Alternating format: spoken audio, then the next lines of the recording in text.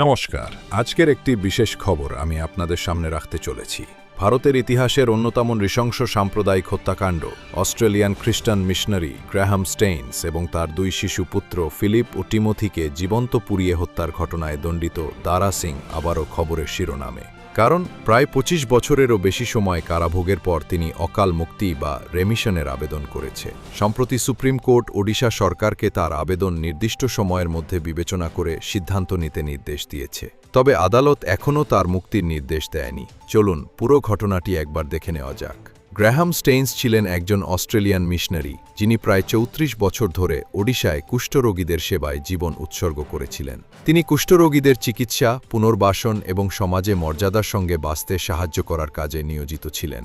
বহু বছর ধরে তিনি ওডিশা ইভাঞ্জেলিক্যাল লেপ্রোসি সেন্টারের সঙ্গে যুক্ত থেকে হাজার হাজার কুষ্ঠরোগী ও তাদের পরিবারের পাশে দাঁড়িয়েছিলেন। সময়টা ছিল ১৯৯৯ ২২শে জানুয়ারি। ওডিশার কেওনঝর জেলার মনোহরপুর গ্রামে কুষ্ঠরোগীদের সেবা শেষে একটি স্টেশন ওয়াগনে ঘুমিয়েছিলেন অস্ট্রেলিয়ান মিশনারি গ্র্যাহাম স্টেইনস এবং তার দুই শিশু পুত্র ১০ বছরের ফিলিপ ও ৬ বছরের টিমোথি। অভিযোগ অনুযায়ী দারা সিংয়ের নেতৃত্বে একদল উন্মত্ত জনতা গাড়িটি ঘিরে ফেলে এবং আগুন ধরিয়ে দেয়। আগুনের লেলিহান শিখায় বাবা ও দুই সন্তান জীবন্ত দগ্ধ হয়ে মারা যান। এই নৃশংস হত্যাকাণ্ড শুধু ভারত নয়, গোটা বিশ্বকে স্তম্ভিত করেছিল। স্টেইনের অপরাধ ছিল তিনি কুষ্ঠরোগীদের ঘা পরিষ্কার করতে করতে লোকেদের যিশুর ভালোবাসার কথা বলতেন, যে মানুষদের সমাজ অবহেলা করেছিল, যারা চিকিৎসার অভাবে জর্জরিত ছিল। গ্র্যাহাম ও তার পরিবার একটি আশা হয়ে তাদের মাঝে এসেছিলেন। গ্র্যাহামের কাজে মানুষ যিশুকে দেখেছিল, তাই বজরং দলের সমর্থকরা সেটা পছন্দ করতে পারেনি। তারা এমন একটি নৃশংস পরিকল্পনাকে সংঘটিত করেছিল,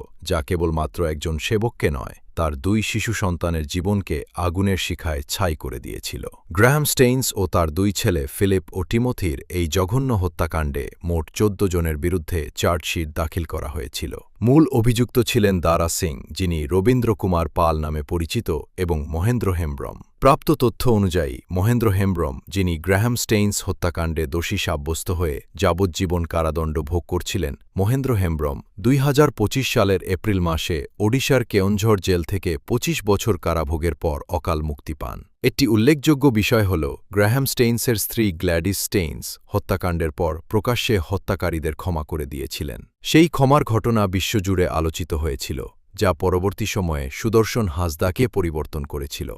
অভিযুক্ত সুদর্শন হাঁসদা চেঞ্চু, তিনি ১৯৯৯ সালের ঘটনার সময় মাত্র ১৩ বছর বয়সী ছিলেন এবং কিশোর হওয়ায় তার বিচার আলাদাভাবে হয়েছিল। তিনি পরে সাজা ভোগ করে মুক্তি পান। তিনি প্রকাশ্যে জানান যে ২০২৫ সালের এপ্রিল মাসে তিনি খ্রিস্ট ধর্ম গ্রহণ করেছেন। সুদর্শন হাঁসদা নিজেই তার ধর্মান্তরের কারণ সম্পর্কে বলেন, "আমি নিজের ইচ্ছায় বাপ্তিস্ম নিয়েছি, কোনো পাস্টরের প্রভাবে নয়। আমার অন্তরের কণ্ঠ আমাকে সহিংসতা ত্যাগ করতে বলেছে এবং ক্ষমা পাওয়ার আশায় আমি গির্জার দিকে ফিরে এসেছি।" এখন সবথেকে গুরুত্বপূর্ণ বিষয়টি নিয়ে কথা বলবো। ২০০৩ সালে ট্রায়াল কোর্ট দারা সিংকে মৃত্যুদণ্ড দেয়, কিন্তু ২০০৫ সালে ওডিশা হাইকোর্ট সেই সাজা কমিয়ে যাবজ্জীবন কারাদণ্ডে রূপান্তর করে। ২০১১ সালে ভারতের সুপ্রিম কোর্টও সেই রায় বহাল রাখে। এবার আসা যাক বর্তমান পরিস্থিতিতে। দারা সিং তার আবেদনে জানিয়েছেন, তিনি ইতোমধ্যে ২৪ বছরেরও বেশি সময় তিনি কারাগারে কাটিয়েছেন। ওডিশা সরকারের রেমিশন নীতি অনুযায়ী যেসব বন্দীর মৃত্যুদণ্ড পরে যাবজ্জীবন কারাদণ্ডে পরিবর্তিত হয়েছে, তারা ২৫ বছর কারাভোগের পর অকাল মুক্তির জন্য বিবেচিত হতে পারেন। আবেদনে দারা সিং দাবি করেছেন, তিনি যুবক বয়সের উগ্র আবেগের বশে ফিট অফ ইউথফুল রেজ এই অপরাধ করেছিলেন এবং এখন তিনি নিজের কর্মকাণ্ডের জন্য অনুতপ্ত। তিনি আরও বলেন, শাস্তির উদ্দেশ্য শুধু দণ্ড দেওয়া নয়, একজন অপরাধীকে সংশোধনের সুযোগ দেওয়াও। তাই তিনি একজন সংশোধিত ব্যক্তি হিসেবে সমাজে ফিরে যাওয়ার সুযোগ চান। নিজের দাবির সমর্থনে তিনি ২০২২ সালে রাজীব গান্ধী হত্যা মামলার কয়েকজন দণ্ডিতের অকাল মুক্তি সংক্রান্ত সুপ্রিম কোর্টের রায়ের দৃষ্টান্ত তুলে ধরেছেন। তবে একটি বিষয় স্পষ্ট করে বলা জরুরি, দারা সিং এখনও মুক্তি পাননি। সুপ্রিম কোর্ট কেবল ওডিশা সরকারকে তার রেমিশনের আবেদন আইন অনুযায়ী নির্দিষ্ট সময়ের মধ্যে বিবেচনা করতে বলেছে। তাকে মুক্তি দেওয়া হবে কিনা সেই চূড়ান্ত সিদ্ধান্ত এখন ওডিশা সরকারের হাতে। গ্রাহাম স্টেইনস ও তার দুই শিশুপুত্রের নির্মম হত্যাকাণ্ড আজও ভারতের ইতিহাসের এক গভীর বেদনাময় অধ্যায়। দারা সিংয়ের সম্ভাব্য মুক্তির প্রশ্ন নতুন করে বিচার, ন্যায়বিচার, ক্ষমা এবং পুনর্বাসন নিয়ে জাতীয় বিতর্কের জন্ম দিয়েছে।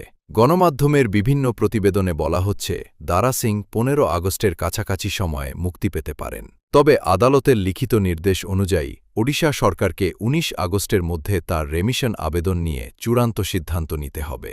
এত ভয়াবহ অপরাধে দণ্ডিত একজন ব্যক্তিকে ২৫ বছরের বেশি কারাভোগের পর অকাল মুক্তির সুযোগ দেওয়া উচিত নাকি উচিত নয়? আপনার মতামত কমেন্টে জানান।